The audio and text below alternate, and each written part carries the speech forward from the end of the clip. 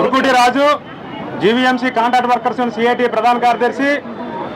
Municipal కార్మికులు దాదాపుగా యాప్కాస్ లో 46,000 మంది కార్మికులు ఉన్నారు. అలాగే అన్ని సెక్షన్స్ కలిపి దాదాపుగా 107,000 మంది యాప్కాస్ లో గత 4-5 సంవత్సరాల నుంచి వేతనాలు పొందుతున్నారు. ఈ రోజు మన 6వ తేదీన రాష్ట్ర మంత్రివర్గం యాప్కాస్ రద్దు చేస్తున్నట్టు ప్రకటన చేయడం చాలా దుర్మార్గం. ఏదైతే గత ప్రభుత్వం ఉందో మున్సిపల్ కార్మికుల్ని, అన్ని రకాల కార్మికుల్ని దళారీలు లేకుండా, దోపిడీలు లేకుండా ఈ యాప్కాస్ తీసుకొచ్చామని చెప్పి గత ప్రభుత్వం యాప్కాస్ తీసుకొచ్చింది.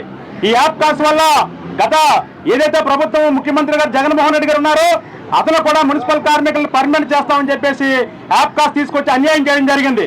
ఈ యాప్కాస్ వల్ల కార్మికులకు ఒరిగింది ఏంటంటే టైంకి జీతాలు వస్తున్నాయి, అలాగే ఈఎస్ఐ పిఎఫ్ టైంకు జమ అవుతున్నాయి. కానీ ఈ రోజు మున్సిపల్ కార్మికులను దపదపాలుగా పర్మనెంట్ చేస్తామని చెప్పేసి అధికారంలో వచ్చిన ఎన్డీఏ ప్రభుత్వం ఈ రోజు యాప్కాస్ రద్దు చేస్తున్నాము, మళ్ళీ ప్రైవేట్ ఏజెన్సీలకి, టెండర్లకు, కాంట్రాక్టులకి ఇస్తున్నామని చెప్పేసి ప్రకటించడం చాలా దుర్మార్గం, సిగ్గుచేటు. ఎందుకంటే మీరు కార్మికులకు న్యాయం కోసం చేస్తామని చేయడానుకున్నారా? మళ్ళీ కాంట్రాక్టర్లు, ప్రైవేట్ ఏజెన్సీలు పెట్టి కార్మికుల జీతాలు సరిగ్గా ఇవ్వకుండా దోపిడీ చేయడానికి మళ్ళీ ఈ విధానం తీసుకొస్తున్నారా? మీరు ఒకసారి మీరందరూ కూడా రాష్ట్ర ప్రభుత్వం పునరాలోచన చేసుకోవాలి. ఎప్పటికైనా మీరు ఏదైతే యాప్కాస్ రద్దు చేస్తామంటున్నారో యాప్కాస్ రద్దు చేస్తే మొత్తం మున్సిపల్ కార్మికులు 46,000 మంది మున్సిపల్ కార్మికుల్ని పర్మనెంట్ చేయాలి. లేని మొత్తం మున్సిపల్ కార్మికుల మరో సమ్మెకి సిద్ధపడతా ఉన్నారు. ఎప్పటికైనా ఏదైతే మీరు కేబినెట్ లో నిర్ణయం చేశారో ఆ యాప్కాస్ రద్దు విధానాన్ని పునరుద్ధరణ చేయాలని చెప్పేసి మీరు యాప్కాస్ కంటిన్యూ చేయండి. ఎందుకంటే దోపిడీ లేకుండా, దళారులు లేకుండా కార్మికులకి జీతాలు పొందుతున్నారు. కొన్ని ఇబ్బందులు ఉన్నాయి. ఆ ఇబ్బందులన్నీ కూడా జీవోలు ఇవ్వాలి. ఆ సర్దుబాటులో సమస్యలు పరిష్కారం చేయాలి తప్ప యాప్కాస్ తీసేస్తే పర్మనెంట్ చేయి, లేదంటే యాప్కాస్ కంటిన్యూ చేయి.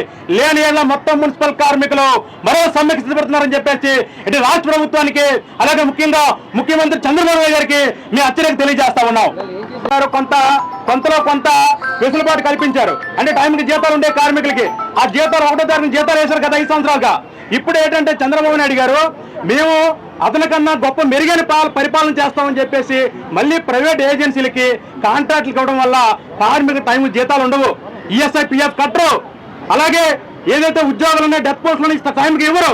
ఒకవేళ మీరు మంచి చేయాలనుకుంటే యాప్కాస్ రద్దు చేస్తే మరొక మెరుగైన వ్యవస్థ తీసుకురావాలి. అంతే తప్ప గత ప్రభుత్వానికంటే చాలా దుర్మార్గంగా ఏదైతే టెండర్లకు ఇస్తాము, కాంట్రాక్టులకు ఇస్తామంటే కార్మికులు మొత్తం 46,000 మంది కార్మికులు దోపిడీకి గురవుతారు. అందువల్ల మీరు యాప్కాస్ రద్దు చేస్తే మున్సిపల్ కార్మికులు పర్మనెంట్ చేయాలని చెప్పేసి మేము డిమాండ్ చేస్తా ఉన్నాం.